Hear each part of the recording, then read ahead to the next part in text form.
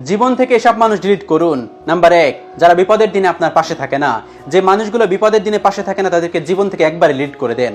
বিপদের দিনে যাদের পাশে থাকার কথা ছিল সেই মানুষগুলো যদি আপনার বিপদের পাশে না থাকে সেই মানুষগুলোকে একবারে ডিলিট করে দেন। তাদের আপনার জীবনে কোনো প্রয়োজন নেই মনে করে আপনি ডিলিট করে দেন। সেই মানুষগুলোকে থেকে যত দূরে থাকবেন ততই আপনি ভালো থাকতে পারবেন। যে মানুষগুলো বিপদের সময় আপনাকে খোঁজে কিন্তু আপনি বিপদে পড়লে সেই মানুষগুলোকে কাছে পান না, সেই মানুষগুলোকে একবারে ডিলিট করে দেন।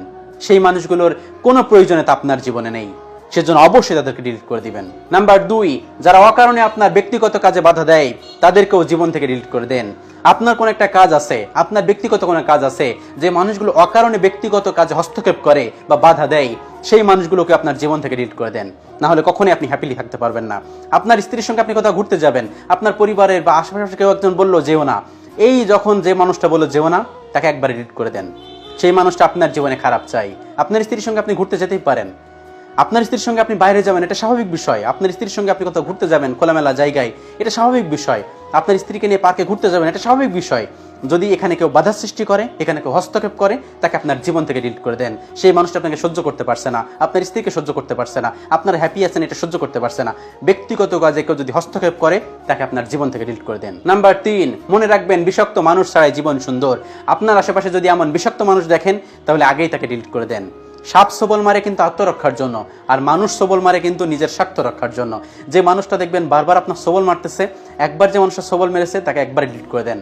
একটা প্রবাদ আছে কি জানেন তো, কেউ যদি আপনাকে একবার সবল মারে তাকে আপনি ভুলে যাওয়ার চেষ্টা করুন, কিন্তু ওই মানুষটা যদি দ্বিতীয়বার আবার সবল মারে তাহলে আপনাকে সেই মানুষটা ভুলে যাওয়া উচিত, কারণ আপনি খারাপ বলে সেই মানুষটাকে আপনার জীবনে আবার জায়গা দিয়েছেন।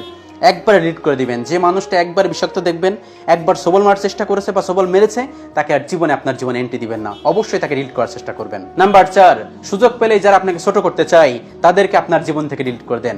যে মানুষগুলো সুযোগ পেলে আপনাকে ছোট করতে চায়, আপনি অনেক মহান ব্যক্তি হওয়ার পরেও ওই যে পাস টেনে এনে আপনাকে মানুষের সামনে ছোট করতে চাই, এই ধরনের মানুষকে জীবন থেকে ডিলিট করে দেন। কারণ এই ধরনের মানুষ আপনাকে সহ্য করতে পারছে না। আপনি জীবনে অনেক বেশি সাইন করতেছেন, অনেক বেশি সাকসেসফুল হয়ে যাচ্ছেন, অনেক বড় কিছু করে ফেলতেছেন, অনেক বড় অ্যাসেটমেন্ট তৈরি করতে পেরেছেন, অনেক অ্যাসেট তৈরি করে ফেলতেছেন।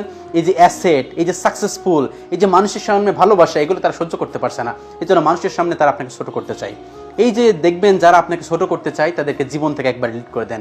এই মানুষগুলো কিন্তু খুব ভয়ঙ্কর। এই মানুষগুলো আপনার বন্ধু হতে পারে, কাছের মানুষ হতে পারে, প্রিয় মানুষ হতে পারে, ফ্যামিলি মানুষ হতে পারে। ডিলিট করে দেন ভাই।